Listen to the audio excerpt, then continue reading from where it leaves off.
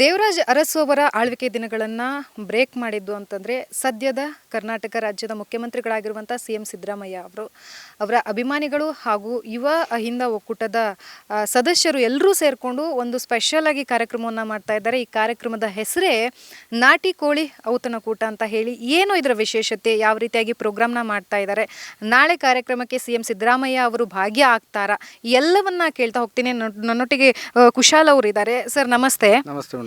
Sir, ಈಗ ನಾಳೆ ಒಂದು ಪ್ರೋಗ್ರಾಮನ್ನು ಮಾಡ್ತಾ ಇದ್ರಿ, ತುಂಬ ಅದ್ಧೂರಿಯಾಗಿ. ಮೊದಲನೇದಾಗಿ ಏನು ಕಾರ್ಯಕ್ರಮ, ಈ ಹೆಸರೇ ಒಂಥರ ಸ್ಪೆಷಲ್ ಆಗಿದೆ. ಸೊ ಯಾಕೆ ಆ ಹೆಸರನ್ನ ಇಟ್ಟಿರುವಂಥದ್ದು? ಹೆಸರಿಡೋಕ್ಕೆ ಕಾರಣ ಏನಂದರೆ, ನಮಗೆ ಸುಮಾರು ಒಂದು 10-15 ವರ್ಷದಿಂದ ನಮ್ಮದೊಂದು ಟೀಮ್ ಇದೆ, ಒಂದು 100-200 ಜನ. We are working for Siddaramaiah. So ಅವರು ಮೂರ್ತಿಯವರು ಅಂತ ಅವರು ನನಗೆ ಒಂದು ಫೋನ್ ಮಾಡಿದ್ರು. ಈ ಥರ ಸಾಹೇಬರು ಕ್ರಾಸ್ ಮಾಡ್ತಾ ಇದ್ದಾರೆ, ದೇವರಾಜ ಅರಸು ಆಡಳಿತ ದೀರ್ಘಾವಧಿ ಆಡಳಿತ ಮುಖ್ಯಮಂತ್ರಿಯಾಗಿ ಹೊರಮ್ತಾ ಇದ್ದಾರೆ ಅಂತ ನನಗೆ ಹೇಳಿದ್ರು. ಸೊ ನಾನು ಅವ್ರ ಹತ್ರ ಅವಾಗವಾಗ ಹೇಳ್ತಿದ್ದೆ, ಸರ್ ಈ ನಾಟಿ ಕೋಳಿನ ತೊಗೊಬೇಕು, ಯಾಕಂದರೆ ತುಂಬ ಅಪೋಸ್ ಮಾಡ್ತಾಯಿದ್ರು ನಾಟಿ ಕೋಳಿ ಬಗ್ಗೆ. ಏನಾದರೂ ಈಗ ಮಾನ್ಯ DK ಶಿವಕುಮಾರ್ ಅವರು ಆ್ಯಕ್ಚುಲಿ ಅವರು ವೆಜ್ ಅವರು ಪಾಪ ಸಿದ್ದರಾಮಯ್ಯವ್ರನ್ನ ಮನೆಯಲ್ಲಿ ನಾಷ್ಟಕ್ಕೆ ನಾಟಿ ಕೋಳಿ ಮಾಡಿಸೋದ್ರಿಂದ ಅದನ್ನು ತುಂಬ ವಿರೋಧ ಮಾಡಿದ್ರು. ಎಷ್ಟೋ ಜನ ಬೇರೆ ಬೇರೆ ಪಕ್ಷದವರು, ಬೇರೆ ಬೇರೆ ಸಂಘಟನೆಗಳೆಲ್ಲ ವಿರೋಧ ಮಾಡಿದ್ರು. ಸೊ ಏನು ತಪ್ಪಿದೆ, ನಮ್ಮ ಆಹಾರ ನಮ್ಮ ಹಕ್ಕು, ನಮ್ಮ ಪದ್ಧತಿ, ನಾನೇನು ತಿಂತೀನಿ ಅದನ್ನು ನಾನು ಡಿಸೈಡ್ ಮಾಡ್ತೀನಿ. ಸೊ ಇದನ್ನು ಒಂದು ಯೋಚನೆ ಮಾಡಿಬಿಟ್ಟು ಎರಡನ್ನೂ ಇದು ಮಾಡಿದ್ವಿ, ಮಿಂಗಲ್ ಮಾಡಿದ್ವಿ.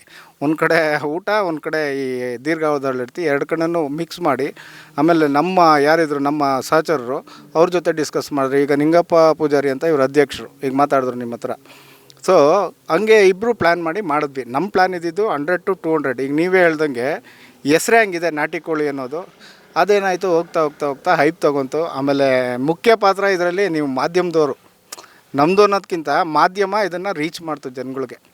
ಸೊ ಹಿಂಗಾಗಿ ಅದು ದೊಡ್ಡದಾಗಿ ಆಗ್ತಾಯಿದೆ ಮೇಡಮ್. ಓಕೆ ಸರ್, ಈಗ ನಾಳೆ ಕಾರ್ಯಕ್ರಮಕ್ಕೆ CM ಸಿದ್ದರಾಮಯ್ಯ ಅವರು ಬರ್ತಾರಾ ಹೇಗೆ?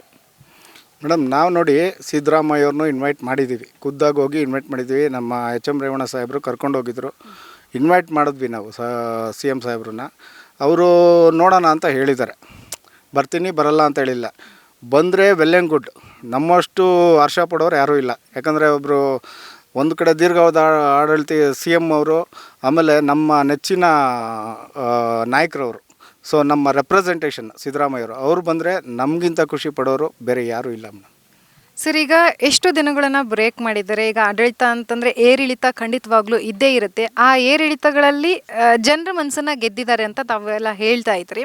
ಸೊ ಎಷ್ಟು ದಿನಗಳನ್ನು ಬ್ರೇಕ್ ಮಾಡಿದ್ದಾರೆ, ಯಾವ ರೀತಿಯಾಗಿ ತಾವು ಸೆಲೆಬ್ರೇಟ್ ಮಾಡೋದಕ್ಕೆ ಮುಂದಾಗಿದೆ? ಟೈಮ್ ಇವ್ರು ಹೇಳ್ತಾರೆ ಮೇಡಮ್. ದೇವರಾಜ್ ಅರಸು ಅವರು 7 ವರ್ಷ 239 ದಿನ ಈ ರಾಜ್ಯವನ್ನು ಆಳಿದ್ದಾರೆ. ಇವಾಗ ಇವತ್ತಿಗೆ 5ನೇ ತಾರೀಕು, ಇವತ್ತು ಸಿದ್ದರಾಮಯ್ಯ ಅವರು ಕೂಡ 7 ವರ್ಷದ 239 ದಿನಗಳನ್ನು ಕಂಪ್ಲೀಟ್ ಮಾಡಿದ್ದಾರೆ. ಅಂದರೆ ನಾಳೆ ಅವರು ಹೊಸ ದಾಖಲೆಯನ್ನು ಬರೀತಿದ್ದಾರೆ. ಅವರು ನಾಳೆಗೆ ಅವರು ಮುಖ್ಯಮಂತ್ರಿಯಾಗಿ 7 ವರ್ಷ 240 ದಿನಗಳಾಗುತ್ತೆ. ಅಂದರೆ ಈ ರಾಜ್ಯವನ್ನು ಅತಿ ಹೆಚ್ಚು ದಿನ ಆಳಿದಂಥ ಮುಖ್ಯಮಂತ್ರಿಯಾಗಿ ನಮ್ಮ ನಾಯಕರು, ನಮ್ಮ ಹೆಮ್ಮೆಯ ನಾಯಕರು ಸಿದ್ದರಾಮಯ್ಯವರು ಒಂದು ದಾಖಲೆಯನ್ನು ಬರಿತಾ ಇದ್ದಾರೆ. ಸರ್, ಈಗ ನಾಳೆ ಕಾರ್ಯಕ್ರಮಕ್ಕೆ ಯಾರೆಲ್ಲ ಗಣ್ಯ ಅತಿಥಿಗಳು ಬರುವಂಥ ನೋಡಿ, ಸತೀಶ್ ಜಾರಕಿಹೊಳಿ PWD ಮಿನಿಸ್ಟ್ರು ಅವ್ರನ್ನ ಕರೆದಿದ್ದೀವಿ. ಆಮೇಲೆ ನಮ್ಮ ಎಕ್ಸಸೈಸ್ ಮಿನಿಸ್ಟ್ರು ಅವ್ರನ್ನ ಆಹ್ವಾನ ಮಾಡಿದ್ದೀವಿ. ಸೊ ಆಮೇಲೆ ಕೆಲವೊಂದು ಯುವ ಹಿಂದ ನಾಯಕರಿದ್ದಾರೆ. ಇಲ್ಲಿ ಯಾವುದೇ ಪಕ್ಷ ಅಥವಾ ಪಾರ್ಟಿ ಅಥವಾ ಜಾತಿ ಸಂಘಟನೆ ಇಲ್ಲ, ಎಲ್ಲರನ್ನೂ ಕರೆದಿದ್ದೀವಿ ಮೇಡಮ್, ಇನ್ಕ್ಲೂಡಿಂಗ್ ಬ್ರಾಹ್ಮಣ ಸಮಾಜ, ಎಲ್ಲ ಸಮಾಜನೂ ಕರೆದಿದ್ದೀವಿ. ಸೊ ಬರ್ತಾರೆ ಆಲ್ಮೋಸ್ಟ್ ಆಲ್. ನಮಗೀಗ ಇವರು ನಮ್ಮ ಯಾವ ನಿಗಮ ಅದು, ನಮ್ಮ ಇದು ನಿಗಮದವ್ರು ಕಾಲ್ ಮಾಡಿದ್ರು ಬರ್ತೀವಿ ಅಂತ. ಬನ್ನಿ, ವಿ ವೆಲ್ಕಮ್ ಆಲ್, ನಮಗೇನು ತಾರತಮ್ಯ ಏನಿಲ್ಲ, ಎಲ್ಲರೂ ಬರಲಿ, ಸ್ವಾಗತ ಮಾಡ್ತೀವಿ ಮೇಡಮ್. ಇಂಥ ಪರ್ಟಿಕ್ಯುಲರಾಗಿ ಏನಿಲ್ಲ, ಎಲ್ಲರನ್ನೂ ಸ್ವಾಗತ ಮಾಡ್ತೀವಿ. ಸರ್, ಈಗ ನಾಳೆ ಕಾರ್ಯಕ್ರಮ ಇರೋದ್ರಿಂದಾಗಿ ಎಷ್ಟು ಜನರು ಬರುವಂಥ ಸಾಧ್ಯತೆ ಇದೆ? ಯಾವ ರೀತಿಯಾಗಿ ಊಟದ ವ್ಯವಸ್ಥೆ ಮಾಡಿದ್ದೀರಾ? ಮೇಡಮ್, ನಾನು ಹೇಳಿಲ್ವಾ, ಸ್ಟಾರ್ಟಿಂಗ್ ಹೇಳಿದೆ, ನಾವು 100-200 ಜನ ಮಾಡೋಣ ಅಂತ ಹೋದ್ವಿ. ಸೊ ಆಮೇಲೆ ಅದು 1,000 ಆಯಿತು, 2,000 ಆಯಿತು. ಈಗ ನಮ್ಮ ತಯಾರಿ ಒಂದು 10,000 ಜನದೊಳಗಡೆ ಬಂದರೆ ವಿಲ್ ಮ್ಯಾನೇಜ್ ಅಂತ ಇದೆ.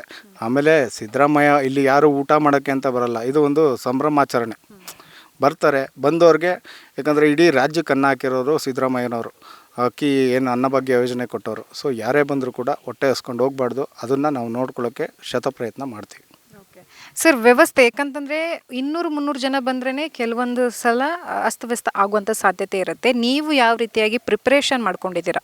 ಪ್ರಿಪ್ರೇಷನ್ ನೋಡಿ ಮೇಡಮ್, ನಮಗೆ ವ್ಯವಸ್ಥೆ ಬೇಕಾಗಿರೋದು. ಈಗ ಸ್ಟೇಜ್ ನೋಡ್ತಾ ಇದ್ದೀರಿ ನಾವು 3-4 ದಿವಸದಿಂದ ವಿ ಆರ್ ಇಯರ್ ಓನ್ಲಿ, ನಾವೆಲ್ಲೂ ಅಲ್ಲಾಡಿಲ್ಲ.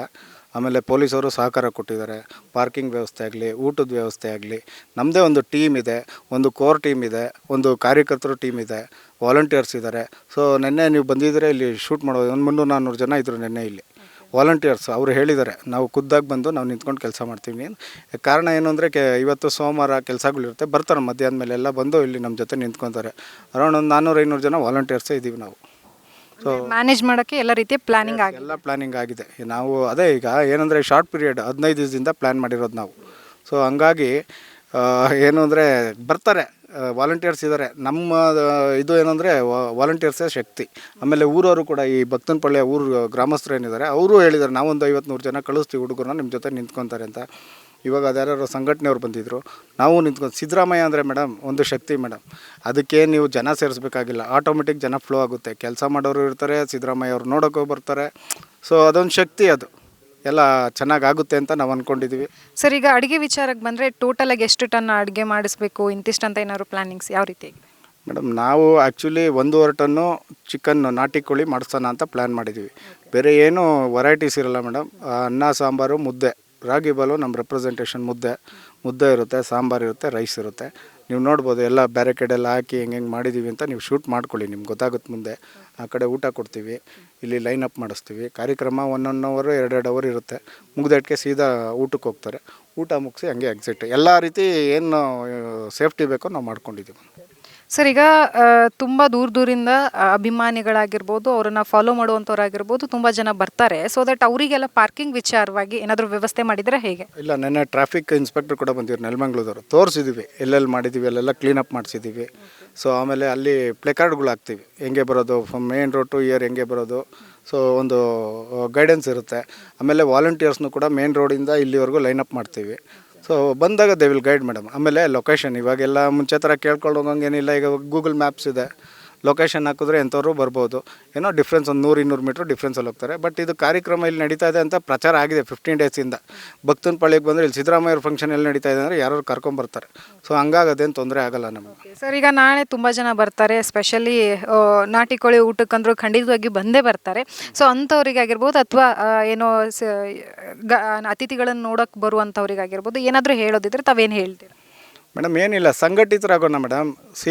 ಈಗ ಪ್ರತಿಯೊಂದಕ್ಕೂ ಬೆಟ್ ತೋರಿಸೋರ್ಗೆ ಅಂಥವ್ರ ಜೊತೆ ಈಗ ಇದೊಂದು ಸಂದೇಶ ಹೋಗುತ್ತೆ. ಇದ್ರ ಬಗ್ಗೆ ಇನ್ಮೇಲೆ ಮಾತಾಡೋಕ್ಕೂ ಹಿಂದೆ ಮುಂದೆ ನೋಡ್ತಾರೆ. ನೋಡಪ್ಪ ಇಂಥದ್ರ ಈಗ ನಾಟಿ ಕೋಳಿ ಬಗ್ಗೆ ತುಂಬ ಟ್ರೋಲ್ ಮಾಡಿದ್ರು. ಸೊ ಇನ್ನು ಮುಂದೆ ಯೋಚನೆ ಮಾಡಬೇಕು, ಅದು ಅವನ ಹಕ್ಕು, ಅದು ಅವನ ಆಹಾರ, ಅವ್ನು ತಿನ್ಕೊಳ್ಳಿ. ನಿನ್ಗೇನು ಬೇಕು ನೀನು ತಿನ್ಕೊ, ಅವ್ನು ಬೇಕು ಅವ್ನು ತಿನ್ಕೊತಾನೆ. ನೀವು ಅದು ಬಿಟ್ಬಿಟ್ಟು ಅದನ್ನ ಪಾಯಿಂಟ್ ಔಟ್ ಮಾಡೋದು, ಅವನ್ನೇನೋ ಸೈಡ್ ಲೈನ್ ಮಾಡೋದು, ಹಿಂದೆಯಿಂದನೂ ಹಂಗೆ ಮಾಡ್ಕೊಂಬಂದರು. ಈಗ ತಿನ್ನೋರು ಒಂದು ಕಡೆ. ಈಗ ನೀವು ಆ್ಯಕ್ಚುಲಿ ಪೊಲಿಟಿಕ್ಸ್ ಈಗ ವೆಜ್ ವರ್ಸಸ್ ನಾನ್ ವೆಜ್ ಆದರೆ ಏನಾಗುತ್ತೆ ದೇಶದಲ್ಲಿ ಅನ್ನೋದು ಹಿಂಗೆ ಟೀಕೆ ಮಾಡೋರಿಗೆ ಯೋಚನೆ ಮಾಡಬೇಕು. ಇನ್ನು ಮುಂದೆ ಅಂಥದ್ದೊಂದು ಸಂದೇಶ ಕೊಡೋಣ ಅಂತ ನಾವು ಈ ಕಾರ್ಯಕ್ರಮ ಆಯೋಜಿಸಿರೋದು. Thank you. ಎಸ್, ನೋಡಿದ್ರಲ್ಲ, ಇದಿಷ್ಟು ನಾಳೆ ನಡೆಯುವಂತಹ ಕಾರ್ಯಕ್ರಮಕ್ಕೆ ಸ್ಟೇಜ್ ಜೊತೆಗೆ ಈ ಎಲ್ಲ ರೀತಿಯಾದಂಥ ಪ್ರಿಪ್ರೇಷನ್ಗಳನ್ನು ಮಾಡ್ಕೊಂಡಿರುವಂತಹದ್ದು. ಇನ್ನು ನಾಳೆ ಕಾರ್ಯಕ್ರಮ ಹೇಗಾಗುತ್ತೆ ಅನ್ನುವಂಥದ್ದನ್ನು ಕಾದು ನೋಡಬೇಕಾಗಿದೆ. ಕ್ಯಾಮ್ರಾ ಪರ್ಸನ್ ನವಾಜ್ ಜೊತೆ ಲಕ್ಷ್ಮೀ ಬಾಗಲಕೋಟೆ, ಅಶ್ವಗ್ ನ್ಯೂಸ್, ಬೆಂಗಳೂರು.